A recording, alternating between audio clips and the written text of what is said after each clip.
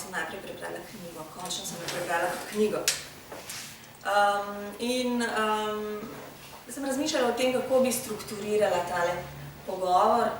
Potem sem pa ugotovila, da največ pogovora ne bom mogla strukturirati tako, kot nisem mogla, ko sem se lotevala urejanja te knjige, strukturirati knjige tako, da bi bila neka res dvodelna, trodelna struktura.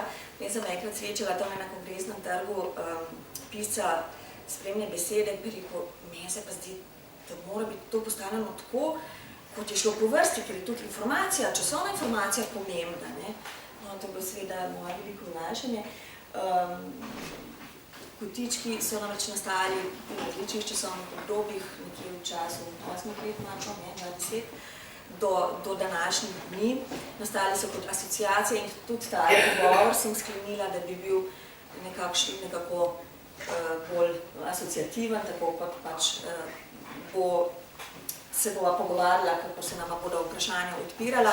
Vsekakor pa lahko rečem, da bi se dalo to knjigo razdeliti nekako na dva dela, na neke splošne razmisleke o jeziku, mogoče o jeziku kot takem, pa slovenščini znotraj neke mednarodne jezikovne skupnosti. Potem so pa tudi nekateri konkretni jezikovni orehi, samo da to pač prehaja drug od drugega in se pač ni dalo takole določiti. Marko seveda izkazuje enak zelo celosten pogled na jezik, ampak hkrati vidi tudi posamezna drevesa, kar se mi zdi ena taka res dodana vrednost te knjige. Skratka, o tem se bomo malo pogovarjala, mogoče povem nekaj o okoliščinah še. V tem času, 8 do 9 let, se je marsikaj spremenilo, marsikaj se pa ni. Tako recimo so še vedno isti politiki, ki nastopajo v tej knjigi. Vlada je odstopila, tako kot se je to zgodilo dvakrat, mislim, da v tej knjigi. Parlament je razpuščen, slovar je še vedno v megli. Jakov Fak je še vedno tekoč govori slovenščine, celo dobitnik edine letošnje olimpijske medalje je bil. V Kranjski Gori pa govorijo natakarji po srbsko, kako se rekel. Ja, to je že za novo knjigo. To je že za novo knjigo. Poleg, ko sem brala knjigo kot celoto, potem pa neham jaz govoriti, se mi je tako en tak profil izrisal Markov, ima zelo veliko veselje z jezikom, zelo rad tudi se veseli razmišljati o njem, zelo rad poreden. Naslovi so sicer naumporeden, le kaj naj sodi kopitar, pralna pismenost, plesna zaščita, tika taka politika, kdo je Jožeta Pučnika, skratka neka porednost iz tega, pa ni samo za hec, ne? To, kar not piše, je zelo zares. Pri tem pa seveda Marko ne sodi stereotipov, nikakor ne mara o jeziku, ne o njem, ne o njem. Na prvo žogo se ne da nič, zelo ne mara napuha in nikakršnih receptov ne ponuja, razen pa ponudi nekaj zastonj sloganov za majčke, pižamce, neke šalčke in druge te turistične gadžete. Se splača pogled, kakšni so, ne bom povedala teh sloganov. Predvsem pa nekako usmerja, oziroma nič ne usmerja, ampak odpira nešteto možnih poti za razmišljati, sili, dobesedno sili bralca k razmišljanju in pač vabi k osmišljanju tega, kar počnemo, skratka, vabi nas k temu, da prevzemo odgovornost.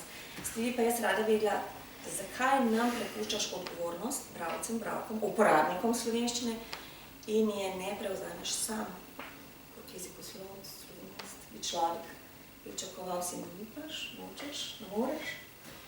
Ja, vse troje, mislim. Kaj bi rekel, provokativno vprašanje je, ne? Mislim, provokativno, ali pa me dražiš z njim.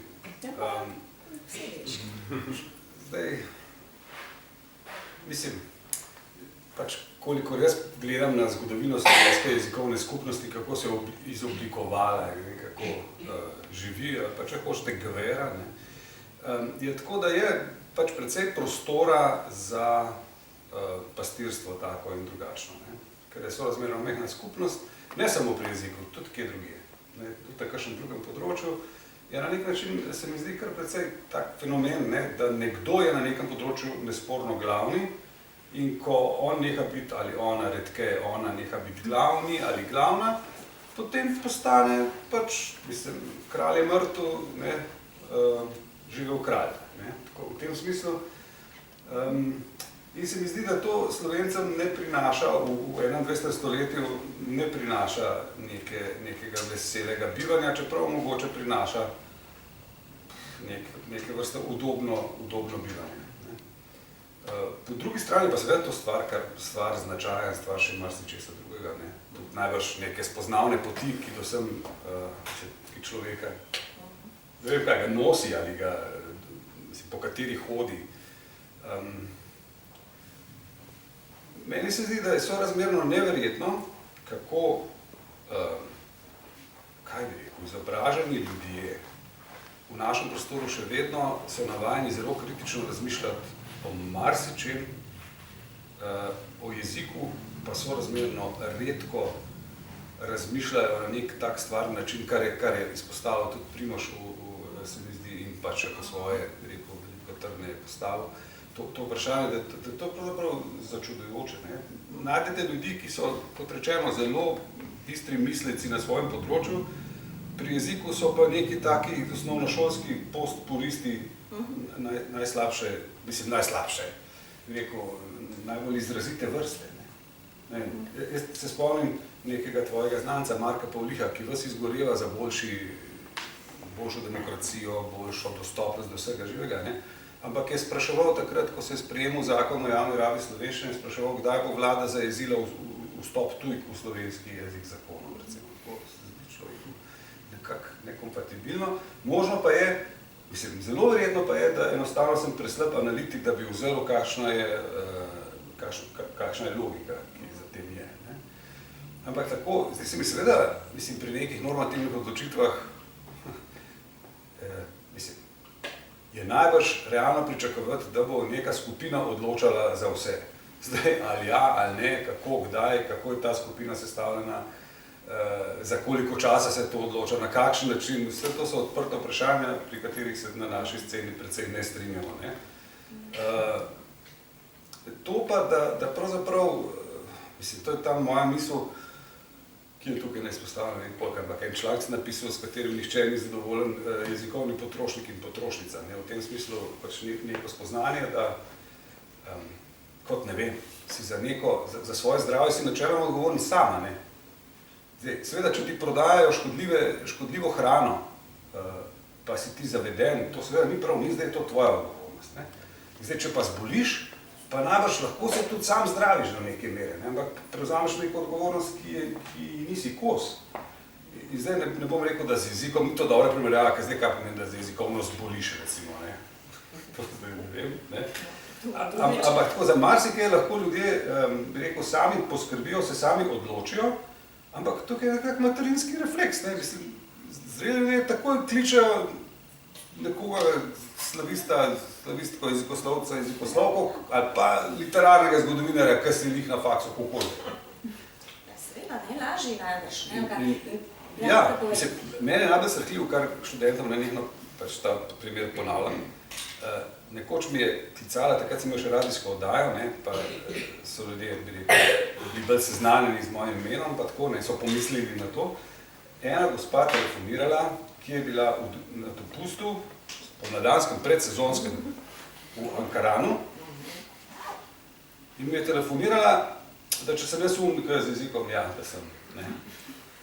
Da če bi jaz njej malo svetoval, da kartico piše svojim vnukom.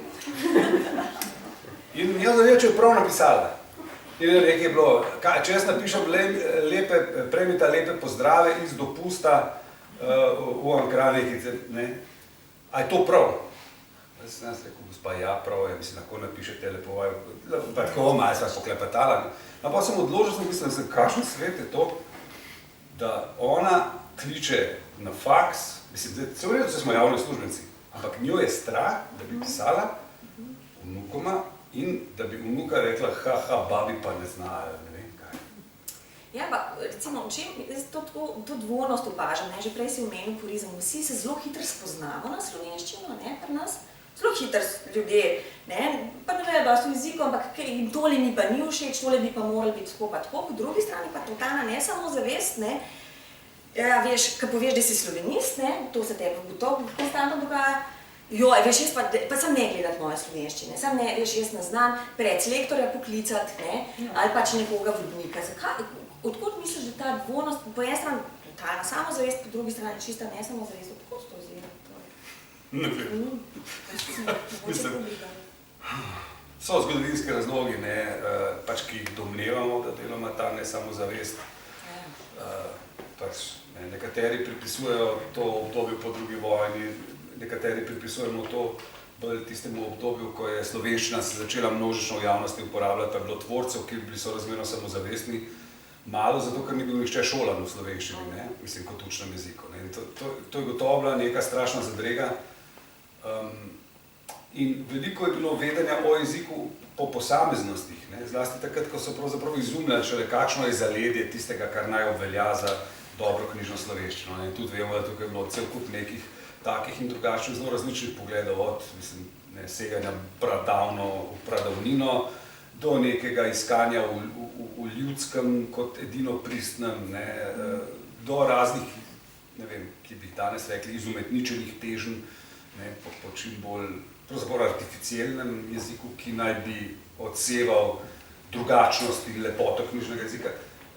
In se mi zdi, da tako da razmeroma veliko vedenja takega, to je od tam, to pa ne tam, zato je neko posamezno sredstvo, ne, ali dobro ali slabo, medtem ko pač neka celota nekega teksta, kaj bi rekel, je bila pa problematična, ne, zato ker so bili, mislim, je bila ljudem tuja in je še vedno tuja. Ne. Jaz recimo zdaj kakšne drobce najdelam, ker nesistematično študiram, brskam po Dalibu, kjer je ogromno stvari dostopnih. Ne. Sem zadnjič našel en tekst iz leta 38, ko neka revija bila Življenje in svet, tak tednik, mesečnik, nekdo stoka, kako slabi govorci smo Slovenci in da za Božjo voljo ne govorimo, prosim, prosto in da ne raje čitamo spise svoje, mislim, svoj govor, če že ne znamo tako lepo tekoče govoriti. Ne. V tem smislu se mi zdi, pač, to je še danes, ko se učijo otroci govoriti v osnovni šoli, ne mora imeti govorni nastop, ampak Bog ne dej, da bi on spontano govoril, da bi štelo tisto, kar je povedal, ker mora hkrati paziti na vso soveznost, sovisnost in souvlečnost in ne vem, kaj še imamo teh terminov, ki jih niti ne poznamo. Dobro, pa še v knjižnem jeziku mora biti vse, pa še dost mora biti, pa še mora biti uvod, je to zaključek in seveda to, mislim, bi rekel, ne povzroča neke vaje v, bi rekel, jezikovni prožnosti, da ti seveda na nek tak način tvoriš svoje besedila, da svojo izbiro ne žališ, ampak da si prepričljiv, da si, ne vem, razumljiv, prepričljiv, učinkovit in tako naprej. To je nekako se mi zdi, da je tudi pri učenju jezika, ki ne bi tako bil zelo podarjen tam od 98. naprej, ko je bila ta šolska reforma, v funkcionalno znanje jezika. Seveda vsi ugotavljamo, da to funkcionalno znanje jezika pač ni tako zelo funkcionalno, kot naj bi bilo po učnih načrtih, ne. In tudi, če pogledaš, kaj ljudje popravljajo, kar smo mi skušali, ne vem, pri šolarju malo približati tudi gradivno, mislim, to se pravi kot neke vrste, mislim, da lahko to celo raziskuješ, čeprav se redko kdo loti, ne, raziskovanja, je to, da vidiš, kako ljudje, mislim, kako učitelji tekste popravljajo. Tekst je za nič po vseh principih, ampak sem pa tja kaj parafrazirajo, pa kakšen besedni red zamenjajo, pa pravopis se počrta. Kako ne na podlagi takih povratnih informacij kdorkoli izboljša svojo pisno kompetenco ali pa govorno? Mislim, to mora biti blazno srečo ali pa mora biti nekoga, ki je prav zavetnik, ne? In potem se pri nas zgodi, da tisti, ki pravzaprav to nekako tako ali drugače osvojijo iz okolja, ali pa, ne vem, zaradi družinskih razmer, ali zato, ker so obsesivni bralci, pač uspejo, tisti drugi so pa vnaprej že obsojeni na nepismenost, slabo pismenost in tako naprej. In potem najbrž, mislim, da to psihologiziram skoraj brez veze, ne, ampak potem lahko tudi pri drugih iščejo, da tisto, kar pa oni vendarle vedo, da je prav, ne, pa drugi uporabljajo nekaj, kar se pa začnejo kritizirati in kritizirajo te jezikovne malenkosti. Mogoče zato imam ta kvazi občutljivost. No, po drugi strani sam, da dodam pa je svojo izkušnjo, ne, praviš, besedilo je podrto, pa vidi pač par napak pa pravopisnih, ne, jaz imam pa drugo izkušnjo pri tujih govorcih, ne, kot tujce ocenjujemo, pa naši učitelji sploh ne vidijo, da je besedilo popolnoma smiselno, pa gledajo samo napake. Ne? To je pa druga strana tega, ne? To je negativ. Tako, ne? Tako da vprašanje. Dobro, zdaj si zapeljal malo že v šolsko sceno, pa te bom vprašala takole. Tvoja asociacija, če rečem besedno zvezo učni načrt za slovenščino. Moja asociacija, moje so Kaj žalje. asociacija? Boš pojasnil? Ne. Prosim, dva par stavkič. Mislim, jaz bi se vrnil na misel o te hierarhični piramidi na nek način, ki pri nas obvladuje. Ne? In slovenistična strokovna scena je precej v to smer gre. Ne? To se pravi, na vrhu imaš nekaj, mislim, imaš stroko, ki ima tudi sama tak, ne? Ki je tudi sama, ima sam vrh, pa potem sam nekaj podvrhov. Ne? Potem imaš vmes neko posredovan, mislim, neko tako, kaj bi rekel, brisani prostor, če se predstavljamo zdaj tako, ne? Kjer je tipa zavod za šolstvo in pa imaš na koncu imaš pa učitelje in učiteljice, pa profesor in profesorice. Ne? Zdaj to na nek način tako, ne? Profesori in profesorice čakajo od tega mestnega prostora, da jim bo, se to zelo spominja na srednji vek, vem grede, ne? Pač, čakajo zdaj, da bo od njih nekaj prejel, kar bodo oni lahko, pa mogoče zdaj nisem pa znal teh raznih založniških gigantov še umestiti, ki to je, to pa nekje preži zraven. Ne? Skratka, čaka, da bo nekaj prišlo, da bodo tisti izvrševali. Te vmes, jaz sem nič kolikokrat, pa zato tudi nisem tam, ne vem, koliko priljubljen, ne? Priješ na zavod za šolstvo, pa rečejo, to morate pa vi stroka povedati. Ne?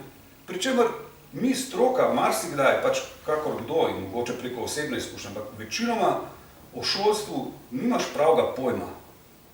In oni čakajo, da bi morali mi povedati, kako ne, da bodo oni povedali unim, kako ne v šoli delajo, recimo. Mislim, da, če te že vprašajo, ne? Če te že vprašajo, ne večkrat dvakrat, če ti odgovoriš, se morate, ja, vi vedeti, se moramo skrb priti do tega. Ja, razumemo, ne? Ampak pa že nisi več v delovnih skupinah. Jaz se spomnim, sem gospe Poznanovičevi rekel večkrat, ja, vi ste stroka, sem rekel, ja, vi ste tudi stroka, ne? Zdaj, mogoče niste znanstvena stroka, ampak stroka ste in tam je tudi ta odgovornost, kdo prevzame odgovornost, je načeloma prevzame stroka, ampak marsikdaj niti ne veš, da prevzameš odgovornost, ker odločitve se pa, bi rekel, sprejemajo in uveljavljajo pa na dosti nerazviden način. In učni načrt je že ena taka reč, ki, kot vemo tisti, ki te stvari rahlo spremljamo, da je dobro. Eni rečejo, vse kaj pa je važno učni načrt, vse ga nihče ne bere. Ampak tudi tako pač rekel, kaj pa važna ustava se ne bere.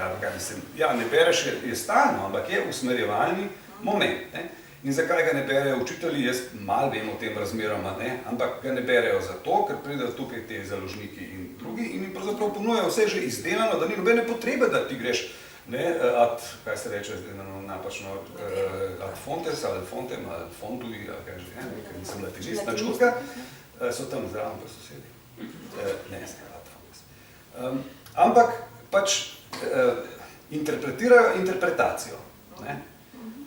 Po drugi strani pa, mislim, je res, to zdaj, to sem me sprovocirala, prejšnji teden je bila tudi konferenca jezik v izobraževanju, sem te učne načrte za gimnazijo gledal, ne, in se pravzaprav tisto, kar vi, ki ste bliže, vsi, ki so bliže gimnazijskemu pouku slovenščine, še kako dobro veste, ne, tisti učni načrt je pravzaprav prvič, konceptualno je tako reven. Tam ni nobenega, recimo, v učnem načrtu za slovenščino, ni niti enkrat omenjeno večjezičnost, enojezičnost, kaj še ne, dvojezičnost, ni omenjeno prevajanje, v kakršnikoli obliki, prevod, ni omenjeno, mislim, 100 enih stvari. Kontekst moraš gledati, ne? A veš, to je nastalo se začetek 90-ih let, ne? Potem so samo nadgrajevali, se je logično. Sej gledam kontekst, ampak tudi sredi 90-ih let, lepote prosim. Tam je eno od ciljev, zdaj mogoče predetaljno, ampak tam je eno od glavnih ciljev je, dijaki znajo poimenovati svoj materni jezik. Mislim, dijaki znajo poimenovati, mislim, tako dobro, se mogoče preveč karikiram, ampak kakšen cilj je to, ne? In hkrati tako naprej. No? In polno je nekega nerealnega, se to je sploh. Slovenistična stroka, se mi zdi, je žal ujeta v nek šolski normativizem v resnici. Ne? In bi rekel, tudi če beremo kakšna, mislim, starejšo generacijo, zlasti pač profesora Toporišiča, ne? Tam zelo jasno vidimo, ne? On, ki definira, kaj besedilo je, recimo, ki poskuša. On v resnici definira, kaj je dobro besedilo. Ali pa, mislim, tako, ne, kaj je idealno besedilo, ne pa kaj je besedilo. Že je. In torej, pa je pa nek tak občutek, da vse, kar ni to, kar je, da, mislim, mora biti ne vem kaj, koherentno, kohezivno, pa ne vem kaj, pa konsistentno, pa to, vse, kar ni, pol ni besedilo, pa ni res, mislim, vsak dan se srečujemo z besedili, ki po tej definiciji niso besedila, ne. Ali pa recimo, tam tle beremo v učnem načrtu, jasno, mislim, materni jezik je in nekaj je celo senzibilizacija, da to ni kar nujno za vse slovenski jezik, ampak to bolj uvodoma. Pol je pa to spet bolj ali manj enačaj, ne. Da v njem vse skozi, zmeraj in posod, najbolj skozi prideš, če tako po domače parafraziram, ne. Pa vsak dijak, da ne govorim že v drugi in tretji triadi, vsak učenec ima dnevno izkušnjo, da pač ne pride zmeri najboljš v slovenščini, ker določenih stvari v slovenščini ni. Ampak zdaj to, mislim, ali bi to tematiziral, pa bi rekel, ok, ampak zaradi tega je še vedno slovenščina najboljši jezik, ker posod drugot imaš, ali se delaš, ne, tega pravzaprav sploh ni, ne, to ne bi smeli tako biti. V tem smislu se mi zdi, da se šola marsikdaj spreneveda in zato so pa tudi neki jezikovni stereotipi mnogo obstojnejši, se mi zdi, no. Ljudje pa so v pad poziciji, zato ker pričakujejo od jezikovne realnosti, da bo bistveno drugačna, kot je. In pa zdaj seveda, lahko si, mislim, to je pa stvar psihologije in psihiatrije, ne, ali si zaradi tega, bi rekel, depresiven, ali postaneš agresiven, in to se celo, bi rekel, v strokovnih krogih, kot veš, dogaja, ne, da je ta neko razmišljanje o jeziku, kako bi morali biti, ne, če ne bi bilo vseh teh ovir, vse te ovire so pa marsikdaj naša realna življenjska situacija, od katere mimogrede imamo tudi veliko dobrega. Tipičen primer je ta latentna večjezičnost sodobna, ki nas, mislim, se ima ogromno dobrega, ne. Zdaj, kad študent dobro budeš, ko bilo v 80-ih letih s tujo literaturo, si te imajo, mislim, ono za norca, ja, pa dinozaure ste mozli, pa to, ne, tako približno. Mislim, gledaš, če si hotel tujo knjigo dobiti. Dobar, imeli so onih 22 v mladinski knjigi, ne, pa imeli so v knjižnicah nekaj, ne. Ampak v glavnem so bili vse profesori, kakor tako nisi dubil, ne, mislim, vse malo višji, ampak ni bilo tako dostopno. Pa da si moral imeti, da mora nekdo voditi, pa devize, pa da to trajalo ne vem koliko časa, pa da, mislim, ne. Smo znamo preveč zašla zdaj. Ne, ampak hočem reči, mislim, no, zdaj, ja, zašla preveč. Jaz bi rekel, to, moje odzivi v tej knjigi, to zdaj mi praviš, si jo brala kot knjigo, ne, mislim, to je fajn, zato ker res je kot knjige nisem pisal, ne. In zgleda, mislim, nekaj odzivov je bilo, da dejansko lahko funkcionira kot knjiga in me to tako me zelo veseli in se zahvaljujem, rekel sem, ki so to omogočili, ne, če lahko najprej tebi, ne, ker se podprla takoj, seveda tudi Nataši, ki je to vzela v svoj program, ne, tvegala, ne, je bo že žal, še žal, tudi Primožu za rekel, osmislitev z vodno besedo, Tomatu, ki jo je krasno oblikoval, ampak hočem reči, od mene so pričakovali na STA, namreč, če lahko pojasnim. Oni so imeli spletno stran Misli slovensko. In je prišel pač po, bi rekel, po osebnih asociacijah do mene, šef, ne, Veselinovič, ne, kaj že? Bojan Veselinovič, rekel, te en tak jezikovni kotiček. Sem rekel, jaz ti jezikovnega kotička ne znam pisati, tazga, bi rekel, mislim, kaša, tega ne znam, ma se vse en prav.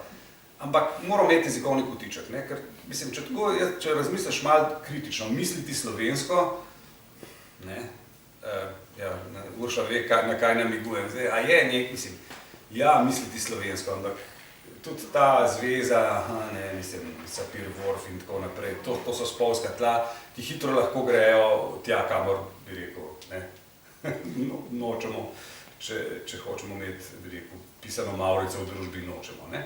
No, ampak potem sem jaz to pač kot neke vrste izziv, je pa seveda popolnoma proste roke in sem razmišljal o tistih stvareh, ki so me, na katere sem naletel, ki so me srečevale, ne, in seveda, mislim, to na neko štreno svojo strokovno, kot jo imam, privezal.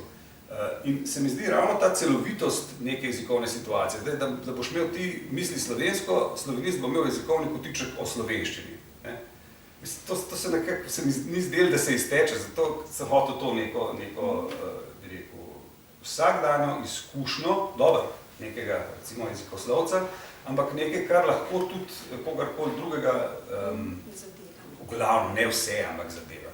tako recimo kakšne te besedilca, recimo tisto, ki sem za izhodišče vzel hčerko Elo in Zajtrk, ne. Zajtrk kot neka verbalna informacija, ne. Tista je imela nekaj klikov tam, ne vem, več kot 100 samo všečkov, ne, kar se mi zdi, to je bilo pred enimi 7 leti, tako očitno je bilo to precej brano, no. Tudi neki komentarji. Mimogrede, zato sem se tudi pravzaprav opogumil na to misel za knjigo, ker so tisto spletno stran temeljito prenovili in so enostavno vsa besedila izginila, ne. In zdaj, nekaj ljudi mi jih je celo citiralo, sploh se Špela Vintar je tudi enega nekaj citirala, enega ni bilo, kje zdaj Tomaš in to, ne, pa smo rekli, zakaj pa ne.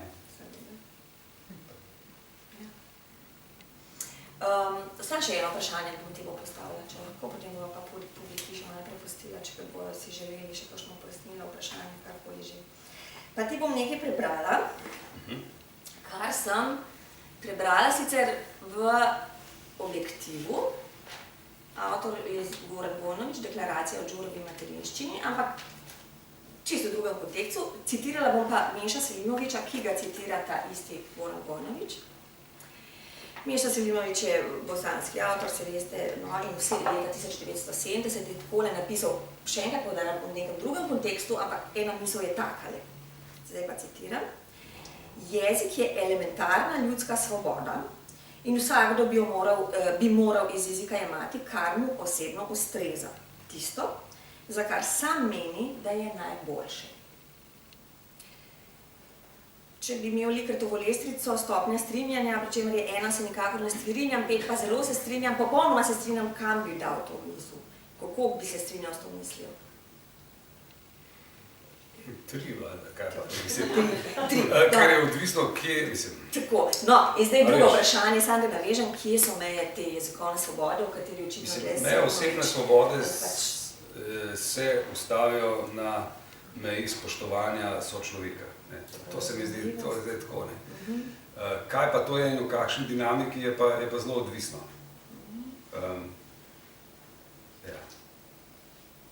Pa na drugi strani, kar pa ti citiraš v svoji knjigi, druga plat medalje, pred 250 leti sicer, ampak še vedno aktualno, mogoče si že na to tudi malo odgovoril, bi pisal Puhlin v svoji slovnici, oziroma predgovoru, drhav, da smo Slovenci govorci, drhav, ne Slovenci govorci, drhav, ki govori po mili volji, kakor se ji zdi, zato kvari jezik.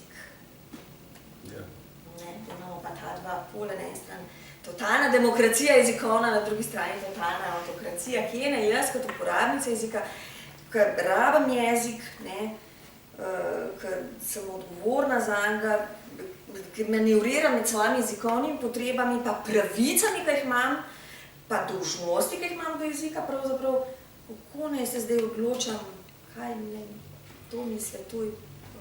Jaz mislim, da se ti kar dobro odločaš, ne? Osebno. Hvala. Vem, če se. Mislim, bi rekel, to je navidezna neka taka dilema, ali to, ali ono, ne? Mislim, jaz pač imam kar dolgo kilometrino stereotipnega pripisovanja mi najrazličnejših turboliberalnih stališč, ne? Ki jih nisem nikoli izrazil, mogoče sem pa dajal vtis, da bi jih utegnil izraziti, če se tako malo po kosovsko izrazim, ne. Tisti, ki ste poslušali akademika Kosa, veste, nekaj cikam, ne. Mislim, zdaj, več svobode, ko si vzameš, bolj moraš biti pripravljen, da te bodo klicali tako ali drugačno odgovornost. In to je seveda za marsikoga za marsikoga zmeraj, za marsikoga pa vsaj včasih zelo naporno. In zato pravzaprav, mislim, vsi zapadamo v konvencije, ne. Se mi pa zdi, da, mislim, situacija je rahlo zagatna v slovenskem prostoru, pa ne samo v slovenskem, ampak pa še zdaj, tako izrazito, rekel sem, žal omejen na ta prostor, ne. In najbrž, mislim, tudi ne najbrž, gotovo premalo, kaj komparativno. Je pa res, da svoj prostor lahko dojameš nekako v celovitosti, drugega pravzaprav težko, ne. Tudi če študiraš, bereš razprave in tako naprej, ga parcialno dojemaš, no. Ampak se mi zdi, in to sem videl pravzaprav, če smem, ne, bi rekel, preko tvojega delovanja na izpitnem centru in tudi preko najnega skupnega, bi rekel, odnosa kot pri doktoratu in tako naprej, prihaja do tega, da ne gre samo to, koliko svobode si privoščiš, ampak kako zahteven na nek način in odgovorni jezikovni uporabnik si. Ne? Bodi si pri svoji tvorbi, bodi si, bi rekel, kot tisti, ki razume in tisti, ki bere in tako naprej. Ne? In v tem smislu, bi rekel, smo pri nas, spet, če porabljam to piramidalno, to asociacijo piramide, ne, neke vrednostne, je tako, da se zdi, da više gor, ka si, ne, manj ti treba skrbeti, da te bojo drugi res razumeli, ampak te morajo vzeti na znanje. Ne. In to se vidi tudi pač nekih teh asimetričnih, kot veš, ne vem, pri upravi. Seveda se izboljšuje tudi, hvala Bogu, ne, zelo se izboljšuje določene stvari. Bodi si zaradi denarja, kot se je zgodilo v farmaciji, ne, kjer recimo, če primeraš pred 20 leti, kakšna so bila navodila za zdravila in kakšna so zdaj, je kot dan pa noč. Ampak vmes seveda je stopla sodna praksa, nevarnost, toženja zaradi neinformiranosti in tako naprej in pač so bili prisiljeni to narediti. Zdaj, uprava je prisiljena, kolikor je politika občutljiva in koliko so tam ljudje, pravzaprav človeški, kot se to sliši mogoče to stalo, ampak bolj kot človeški, ko so, bolj se to začne. Ne? Ampak recimo, tudi to nerazumevanje glede statusnih pravic slovenščine. Ne? To recimo Matevž Krivic nenehno izpostavlja, da večina uradnikov je prepričanih svetom in uradnic, da ne smejo razumeti človeka, ki govori srbo-hrvaščino za okencem. Da ne smejo. Ker upravni postopek poteka kao v slovenščini, ne? Ja. Zdaj, jasno je, da mislim, čeprav je teoretično jasno, da oni seveda ne smejo biti prisiljeni ali pa ne sme se od njih pričakovati avtomatično, da bodo, ampak če pa zmorejo in če hočejo, pa lahko. Teh nesporazumov se mi zdi, da je predvsem, zdaj ne bi rekel, da in tudi to je jezikovna svoboda na nek način. Predvsem je razumevanje tudi pri vprašanju tujega jezika. Ko bi rekel te zaskrbljenci, kot jim jaz nekako rečem ta zaskrbljeni tabor, vidi to, mislim, imajo tudi gesla, ne, to, ne vem, slovenski profesor ne bi smel slovenskemu študentu nikoli predavati v drugem kot slovenščini. Ali Slovenci Slovencem ne smejo govoriti v nobenem drugem jeziku kot slovenščini. Ne vem, moj prijatelj Simon Krek, ko mi poroča, kakšno prakso različno ima glede sestankovanja, predstavljanja znanstvenih rezultatov raziskovalne skupine na inštitutu Jožef Štefan. Tam je neka taka, bi rekel, mandalno, tako on poroča, neka taka jezikovna praksa, bi rekel, dogovorna, da zmeraj uberejo tisti jezik, ki jim je najbolj skupen. Ali tisti jezik, ki je zaradi neke naloge takrat najprimernejši. In je rekel tako, če se pač srečajo ljudje, kjer je tudi kakšen tujc, pa da on tujc zna slovensko, pa se menijo o, bi rekel, stvareh, ne vem, operativnih ali pa, ne, se pač izberejo slovenščino. Lahko se zgodi pa, da, ne vem, to tako me je opisoval, mlad kolega, ki je pač nekaj pripravil, da bo nastopil s tem na konferenci ali na že čem v tujini, da na svojem oddelku tisto predstavi v angleščini kot neke vrste generalka pred nastopom. In tako, če se pomisliš, kaj je s tem narobe? Mislim, nič. A je ali ni? A bo on zaradi tega izgubil v slovenščini? Ali bo s časoma zapadel v popolno opuščanje slovenščine? Se mi zdi tudi tle, ta svoboda se tako interpretira kot strah, da bo tega konec. In v bistvu seveda, če bereš zgodovinske tekste na to temo, vidiš, da je to dolgo časa vzpostavljen kliše, da je masa Slovencev največja nevarnost za slovenski jezik. Te vmes.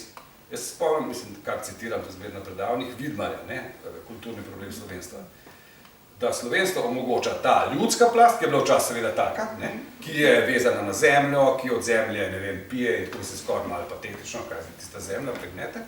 Potem imaš vrhunski teh izobražencev, potem imaš pa vmes maso poizobražencev, ki jim je pa sam profit v mislih in bojo opustili pač svojo identiteto sam, da bo jim kdo denar še pokazal. Iz te dvojnosti, mislim, je to prepričanje nekako tega strahu, da so tudi končno na univerzi, nekateri mislijo, da na univerzi je približno 3/4 ljudi lopov, ki misli slovenščino opustiti, čim jo bo lahko, čim ne bo pisalo vseh ustavah, zakonih, statutih, pravilnikih, da je slovenščina in da brez slovenščine. Mislim, da to malo karikiram. Zato, če me sprašuješ o svobodi izbire, mislim, tudi tle na tak način poskušam, seveda ne. Mislim, končnega odgovora itak ni. Zdi se mi pa to pričakovanje, da je vse, kar je knjižno jezikovnega, da je monokultura. To mi je pa presenetljivo, kako so dvojnice, mislim, vsaj leksikalne, pa še kakšne druge, marsikdaj tako zelo predstavljajo očitno problem jezikovnim uporabnikom. Kot po olju, kot po masli. No, mislim, pri frazeologiji še najmanj, se mi zdi. Ne govorim o oljčnem olju, Ja. ko vemo, kaj not piše, ne, končno. Ja, res pa je, ne, da... Mislim, s korpusnim dokazom, s korpusnim gradivom lahko pravzaprav postavljaš drugačne teze in jih potem lahko tudi verificiraš. Tle prvočam je olivno olje, jaz tega žal ne znam početi zares konsistentno, ampak naša generacija, bi rekel, gre tudi v to smer, marsikdaj, ne. Recimo, to je stara zgodba, ampak jaz sem, ko sem pred, ne vem, še na Fidi Plus po mojem, oljčno in olivno primerjal, sem opazil zelo zanimivo stvar, se mi zdi, da je zanimiva, da je delež oljčno proti olivno v edninski rabi absolutno na strani olivno, v množinski rabi pa zelo opazno na ravni, na strani oljčno. Oljčno olje. Ja. Kar dobro, sej, mislim, to zdaj ni ne vem koliko znanstveno, ne, ampak kaže pa, mislim, je pa nek indic, ne. Kdo govori o oljčnih oljih? Zdaj mi redko govorimo, katero od oljčnih olj pa uporabljaš, ne, od oljčnih olj, ne, mislim, celo klet imam polno oljčnih olj, imam tudi bučna in tako naprej, proizvajalci, trgovci, ne.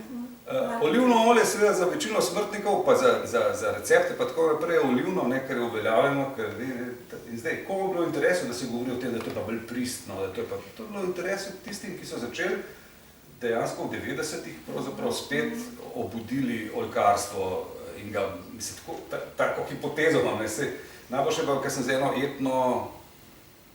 etnoturisto jezikoslovko, pač na Koprski univerzi smo o tem debatirali in kako, da je bolj prav oljčno, pa na koncu enkrat, mislim, poskliknila, ma kej, ma sej, mi smo doma zmeraj rekli olje, saj nismo rekli nič olje, to je olje, ne, in to je pač, to je vse konstrukcija za nazaj, ne, tako, in ker pač tle sem pa to tudi uporabil, ne, ker je tudi te jezikoslovni argumenti, ki so na videz jezikoslovni in to tudi jezikoslovci na veliko zlorabljamo pravzaprav pri raznih odgovorih, ne, ker se ljudje malo zarožljaš z neko jezikoslovno terminologijo in že reče, in dobro, tle niti ni treba imeti jezikoslovne terminologije, ampak tle argument za oljčno olje je naslednjo, ne, da je v Sloveniji, karkoli to pravzaprav zgodovinsko je, se od nekdaj reklo plodu oljke tudi oljka. In potem rečeš, ne, se ni, pa rečeš, ja, pri nas že, pri nas, kjer edino izdelujemo oljke, to se pravi, ne, na severnem Primorskem. Medtem ko ta banda meščanska tukaj nekaj začela olive jesti, je pa rekla kar olive, ne, in to že je izpričano od 19. stoletja naprej, se tudi prej najdeš kakšno bakret, ko se prej piše o teh stvareh. To pa ni važno. Zdaj pa, če pomisliš, ker oljka raste samo na enem koncu Slovenije, je to upravičeno. Kaj se tle piše, kaj pa če bi potem moral, ne vem, krompirjevo juho imenovati tako, kakor je po lokalno, ne, pa je bilo to teh juh vsaj enih 22, ne, ali pa ne vem, še kaj druga, jabolka najbrž tudi niso potem jabolčni sok, ne vem, jabkov, pa mislim, niti ne. Ne vem, kaj pa lektorji zdaj naredijo oljčno, ko popravljajo oljčno? Ja, eni najbrž oljčno olivno, drugi olivno oljčno. Ne vem, to bo Damjan najbrž vedel, če bo kakšen podatek. Rekel, nisem gledal, ampak sem pripričan, pač take dvojnice dejansko so po preferenci marsikdaj gre. No, ali pa popravijo pa tudi marsikaj. Zdaj je pa problem to, ne, če te nekdo vpraša, kaj je bolj prav oljčno ali olivno. Pa mu pa jaz začnem s tem diskurzom, Mislim, neha poslušati že ta drug stav.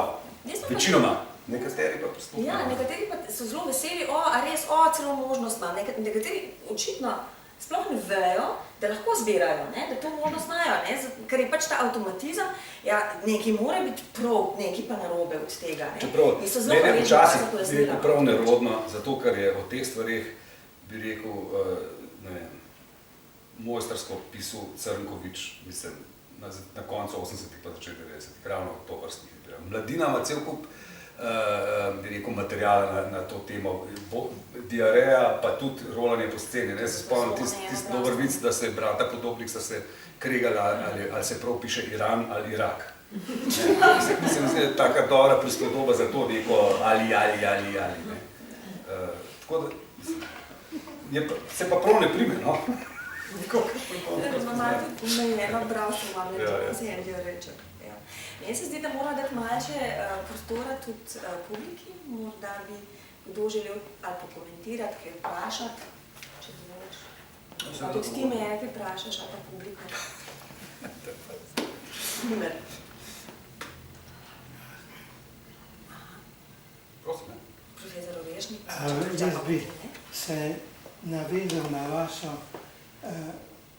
na vaš podatek o tem, da iz podatkov v korpusu ali korpusih sledi, da se v jednini pretežno uporablja olivno olje, v množini pa oljčna olja.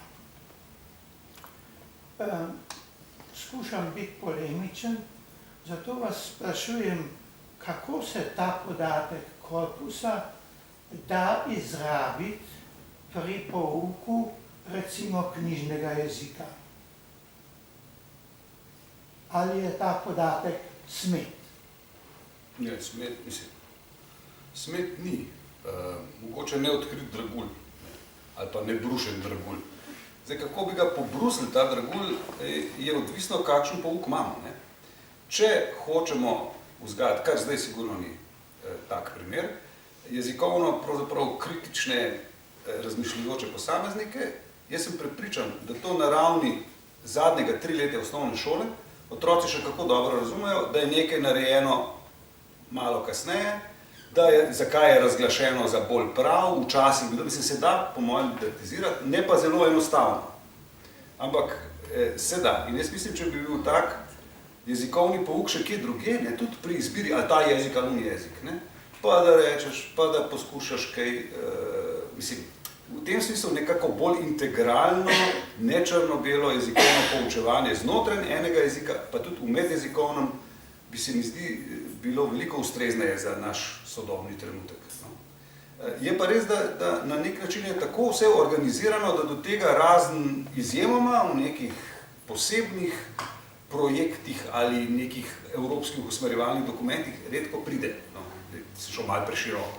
Se pa strinjam z vami, da ni tako enostavno to pojasniti, ampak sem prepričan, ker ljudje tudi doživljajo to raznolikost mnenj in to je po mojem dobro vključiti. Ja, a smem še navezati še na to raznolikost? Ne, te prosim še eno, potem pa... A ja, je že produkt vašega beseda. Kar dajte, ker je povezano, zato ker je povezano. Ja. Raznolikost je nekako v nasprotju s pojmom slovenski knjižni jezik. In slovenski knjižni jezik je nekaj, kar naj bi čim večji delež Slovencev obvladal, zato ker se pisno, da omenim samo ta argument, ker se pisno večinoma izražamo v knjižnem jeziku in če se nekdo ne izraža v knjižnem jeziku, je razglašen za nekaj slabšega. Tako da, kolikor jaz vidim, v naši sedanji situaciji še potrebujemo pojem knjižni jezik in tukaj pa tako imenovana raznolikost mora stopiti nekoliko v ozadje. Raznolikost knjižnemu jeziku, recimo pri pouku v osnovni šoli in v srednji šoli, po mojem nekoliko škodi. Kajti, kot vidimo, je že zelo veliko učencev in dijakov, ki bolje obvladajo angleška ločila kot slovenska ločila, ki govorijo, da se splača učiti samo angleščino, kaj nam pa bo slovenščina in tako dalje. To ni tisto, kar ste vi mislili z raznolikostjo. Sem prepričan, da to ni tisto. Jaz sem tudi prepričan, da je to rahlo črna slika, ki jo vi slikate. Ne vem, jaz nisem slišal še iz ust dijaka, da je slovenščina učiti se brez veze, ker je kot jezik odveč. Nisem. Tudi, bi rekel, raznolikost, kar enačati z neknjižnostjo, je daleč od tega, vsi knjižni jeziki imajo močno variantnost, zdaj odvisno na kateri ravni kako. Zdaj najbrž nikomur od prisotnih ne pride na pamet, čeprav bi bilo to tudi možno teoretično, da bi rekel v prvem razredu, vsem, kako pišete, recimo, moj ljuben primer je jaz. Pišite v katerikoli obliki od 12 ali 16, kar je možno, od jaz, jaz. Najbrž take raznolikosti pisne nihče ne bi upal reči, da dajmo to spodbujati ali dajmo kompletno vsako konvencijo opustiti. Ampak da ti leksikalno pestrost dopuščaš kot nekaj, kar je normalnega, kar sicer potem lahko tudi za to prevzemaš odgovornost, se mi zdi pa popolnoma normalno in celo odrešujoče, ker moja stara teza je, s katero tlej nisem prav veliko sabljal, ampak da tisti ljudje, ki se od slovenskega jezika distancirajo, se distancirajo ravno zaradi tega, ker je bil pouk slovenščine, bi rekel, vključno z izborom beril in načinom obravnave, neustrezen, pa je to zelo mila beseda, neustrezen. Nezadosten, brez veze, podcenjevalen, pa sem že stopneval. Zanimivo je tudi gledati, jaz ne vem, zdaj pač, ko se počasi, bi rekel, nabirajo leta, ko gledam generacijskost, naša generacija, ki smo maturirali leta 93, smo imeli jezikovnega pouka v gimnaziji približno 4 do 5 ur suma sumarum. Pri slovenščini. Vse drugo je bila književnost, ampak je cela generacija razmeroma dobro pismena in to tudi kolegi, geodeti, strojniki in tako naprej. To se pravi so osvojili knjižni jezik po nekih, ne vem kakšnih poteh, po poteh, ki so bile predtem popolnoma samoumevne, potem se pa kar naenkrat zazdelo, da po tej poti sploh ne priješ do jezikovne kompetence. Se mi zdi, da to je bil nek tak obrat, ki ni bil preveč srečno izbran. Čeprav je seveda ta Toporišičev učni načrt, če drugega ne, je bil absolutno preobsežen, zato ker je za akademsko ambicijo šel v srednjo šolo in tam jaz se spomnim, sem pred leti bral uvod v slovenski knjižni jezik 1. Tam je bilo toliko materijala, bi rekel, spoznavnega, ki ga tukaj v celem študijskem programu prvostopenskem ne moreš pokriti zadovoljivo, on je pa to pričakoval, da se bo kar zgodil nekako v srednji šoli celovitosti. In bi rekel, je takrat še utrdil prepričanje, da se jezika itak ne da učiti, potem je pa prišla zdaj ta funkcionalna, domnevno funkcionalna perspektiva, ki je pa pravzaprav, ne vem, ne bi predaleč šel v to, ampak ni bila učinkovita. In mogoče zato tudi neke vrste, ne vem, generacije premalo dobijo povratne informacije in premalo dejansko pišejo tekstov, da bi lahko usvojile neko solidno knjižno jezikovno kompetenco, ki ne bi bilo mogoče z dobro namerno očitati karkoli. Ker to pa, da lahko pri nas oblatiš glede jezika kogarkoli na kakršenkoli način, je pač zelo žalostno dejstvo. In da to celo jezikoslovci, celo mlajši jezikoslovci, se ne branijo takih, bi rekel, posrednih blaten javnih oseb, češ, da kako za nič pišejo, pri čemer popravljajo tiste stvari, ki ne moreš jih sploh razvrstiti, da to je knjižno, to pa ni knjižno, ampak ne vem, to mi je bolj všeč, to mi je pa manj všeč. Tako, v tem se mi zdi, da je težava.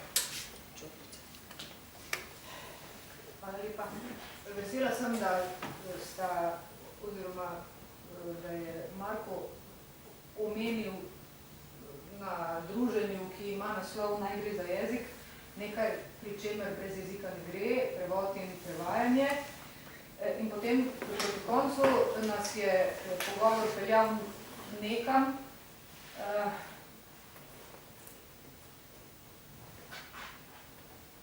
ne znam, v besedi.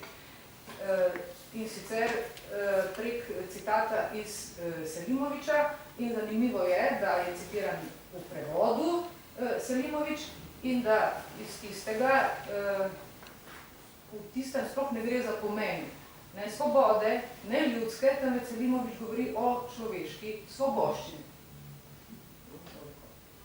Hvala lepa.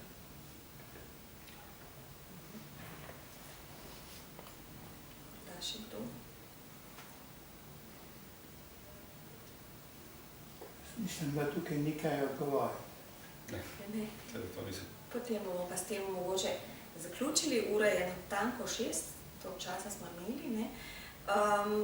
Zgleda, da so to še vedno zelo aktualne stvari. Mislim, da zadevščina kar kliče po nadaljevanju. Ne. Se pravi, to, kar zdaj pišeš, da se bo nanizalo še eno novo, Naj gre za jezik 2. Sicer bi pa končala z mislijo, veš, s katero najna mentorica bi bila vesela, če bi bila zdaj tukaj. Zelo rada zaključovala naše debate, o tem se bomo še pogovarjali. Hvala lepa. Na nek način.